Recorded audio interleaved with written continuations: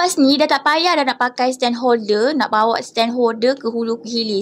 Sejak ada neck phone holder ni, mudahlah aku nak buat konten kat mana-mana sahaja.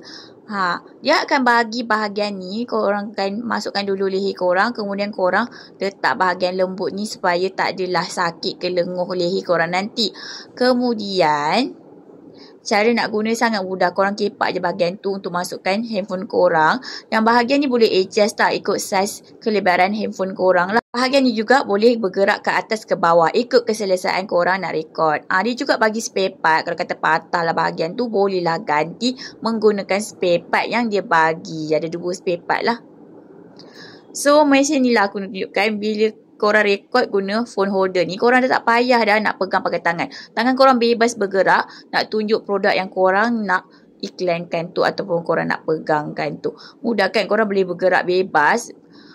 Dia tak goyang pun korang, memang stable. Yang paling penting tangan korang bebas bergerak, tunjuk-tunjuk ke apa, mudah korang pakai neck phone holder ni.